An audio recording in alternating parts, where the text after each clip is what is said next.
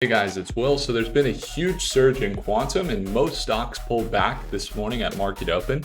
We see IonQ surged from $25 a share just into early April here to $48 a share before pulling back down to 41.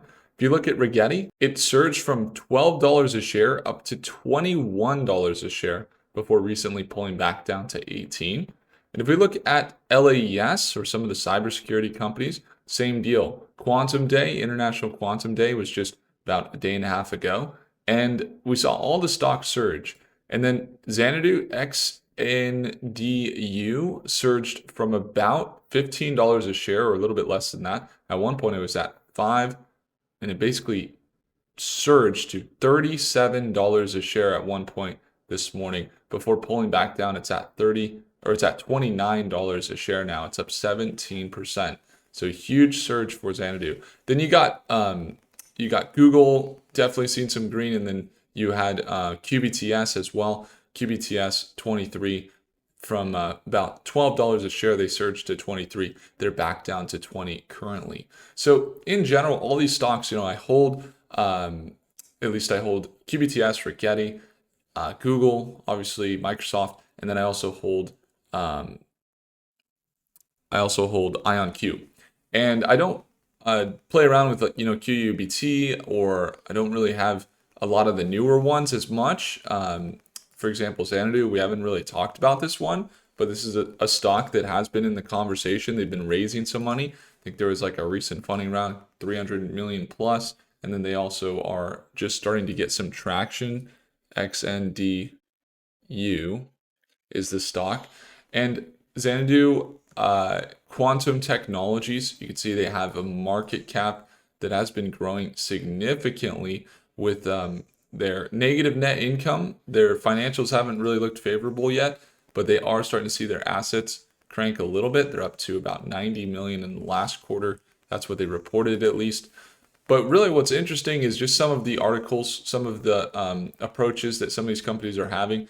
On-chip quantum error resistant photonic qubits.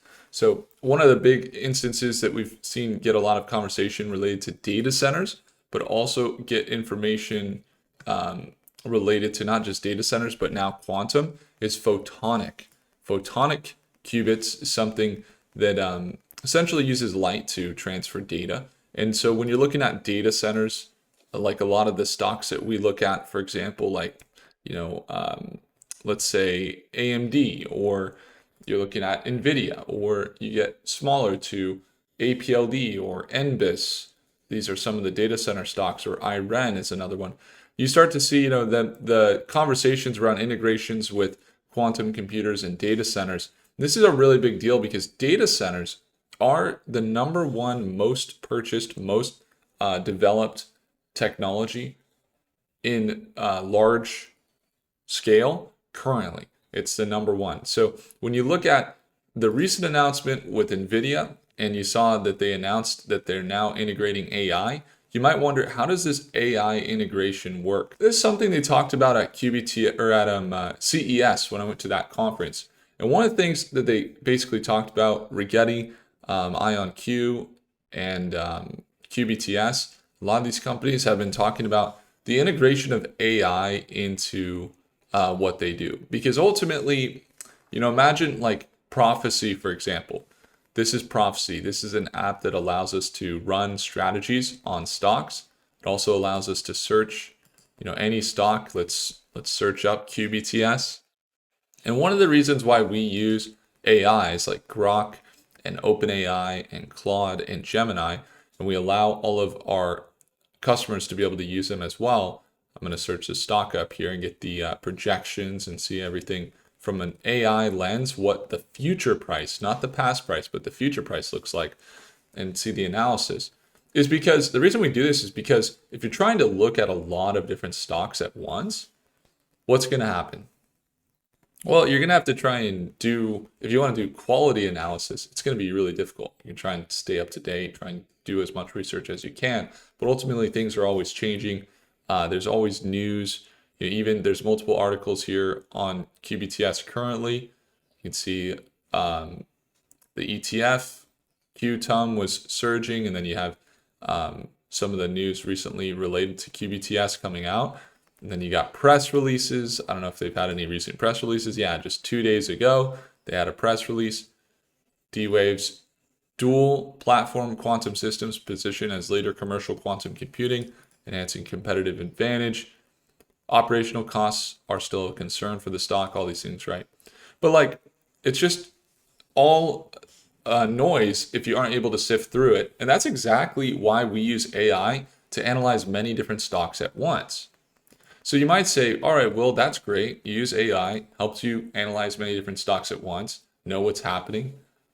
That's cool. You can go into your watch list, you can hover over a stock or your watch list in its entirety, and you can see why a stock is moving today. So we can see why stocks are moving, why they're going up, why they're just based on AI, going through everything. That's all great. What does that have to do with the quantum? Well, you might think that quantum, it's going to be much different, but everything works in principles. That's how we approach the market. In fact, nothing we don't trade short term, we don't hold long term. Here's a principle that is the reason that AI is so impactful and why this article is going to be huge that just came out, this AI models to accelerate path to useful quantum, is from this interview right here. I'm going to let this gentleman here explain it from Nvidia. But essentially what they have going, guys, is there's so much data that you have to look at in a quantum computer to be effective.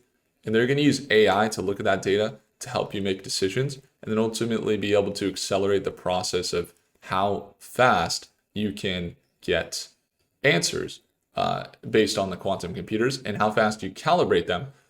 And it's the same thing with stock analysis. It's going to take me a lot of time to sift through 100 articles. The AI can do it in seconds. It just takes a lot of computing power. Okay, so for some reason it's not working, so I'm just going to read this. So it's very difficult to control qubits and to keep going. Basically, what happens is quantum computers experience a lot of noise. And you have to continually kind of try and correct these quantum computers, and that process is called quantum error correction. It's really important because all of the big applications people talk about for quantum computing kind of assume that your qubits are not noisy, right? And so one of the big challenges in building useful quantum hardware, a lot of these companies we're talking about, guys, do useful quantum computing tasks is one of the things that they need to be able to do the task is master error correction. So that's something that Nvidia is working towards. And they are a huge part of performing quantum error correction. And you can see here that algorithm or computation to run these is what Nvidia has. And so there are a lot of challenges that you're going to face as scaling up quantum computing because of the computing costs and power. But it's very similar in the advances that they go into. And here is where the details come in. This guy's going to ask a really good question. He's going to say, so how is AI shaping the development of quantum? He says, how do you use AI to help with things like error correction? He says it's huge. There's actually many areas where it increasingly looks like AI is going to unlock progress in quantum computing. We already see it now. It's going to allow all kinds of breakthroughs. One of the key is that quantum error correction, if you sort of double click into it, a little bit of what happens, you see a lot of noise, and you have 2 qubits. So here's what happens. Your qubits are noisy. And you can't just check on qubits if you look at them, because if you look at qubits, you destroy the kind of quantum information in them. You have to isolate them for them to work correctly. So you have to be very measured and purposeful and kind of restricted in when and how you interact with the qubits in order to read them. Now the guy says, let's back up a step. Tell me how you look at this as a whole. He says, so the way qubit works, let's talk about a qubit a bit, obviously, because it will make the quantum error correction easier to read. So it's kind of like ones and zeros, like in a transistor, if you think of it like a switch, but it's 0 and 1. And you kind of have this superposition.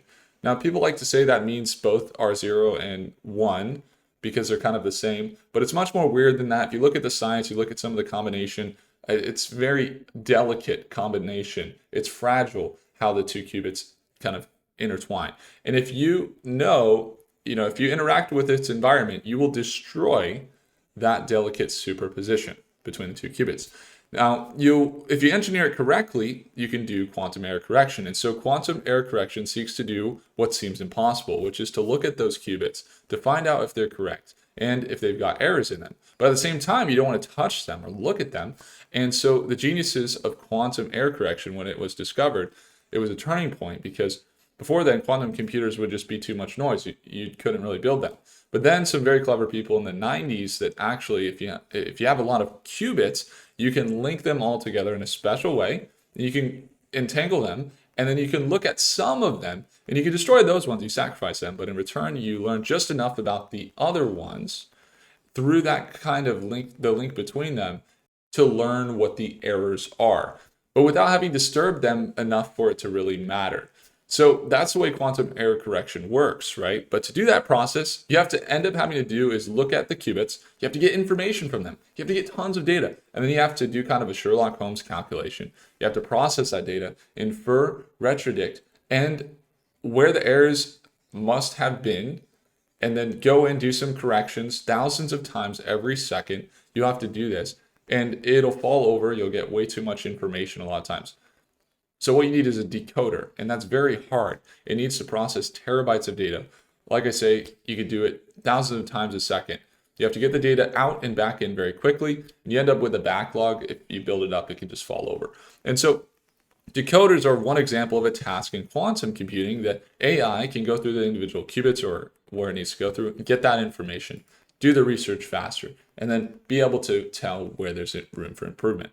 Now, there's a lot of instances, guys, where you can see this, in quantum, especially, one thing that we have talked about in the past is, for example, quantum, you'd be able to take a bunch of different answers and be able to narrow it down to a few, and then from there be able to research better. One example would be finding thousands of different, let's say, the way that peptide proteins bind together, so you can look for a vaccine. This is quite often something they do. They even talked about that in drug discovery here, and you're going to be able to essentially be able to find which peptides maybe bind together, and then as a result, you find a cure for a certain disease. Like, that's a big one. Or it might be optimizing batteries, or it might be figuring out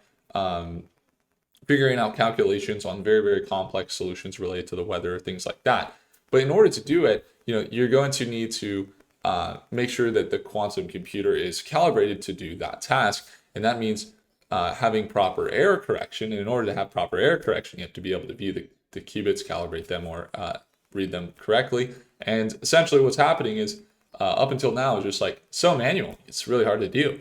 And so what Nvidia is doing is essentially integrating this Ising technology that allows people that use quantum to be able to have AI go through some of the super complex tasks and process large amounts of data to be able to make quantum computers more useful. And in turn, it may see huge commercialization after doing so. So there's a reason Nvidia is working on this. I think they see a lot of opportunity there. I don't think they would release this article if they didn't. And so just something to consider. So with that, you had a lot of the quantum computers surging, pretty mixed today. You do see some green. Xanadu's up, IBM is up, quantum sector is up there about 0.22%, so just a quarter of a percent. QBTS is up a little bit as well. But for the most part, a little bit of a correction back down. You see them kind of correcting back down in the top quantum stocks today. And then also just in like cybersecurity, some of those ones that we don't dive into too much, but you'd see some of them. They are seeing some pullbacks today as well after a big day over the last 2 days, really. And so what I'm going to be watching, data center markets, one of the top markets we watch. I want to see how this integrates with quantum as well. And then also, obviously, we're seeing AI integrate. And we're going to see which companies, obviously NVIDIA is one of them, continue to build relationships with the quantum companies and where that goes. But overall, pretty green day in the market. Portfolio's up. We're trading this morning. If you guys ever want to tune in there, it's going to be the second link below. And then if you want to use AI like this to get projections on different companies, you see over the next 4 hours, it's pretty choppy with some of the quantum stocks, seeing some pullbacks. You can always find that in the first link in the description below. Really appreciate you guys. If you do hit the like button, consider subscribing. It means a lot. And I'll see you in the next one. Take care.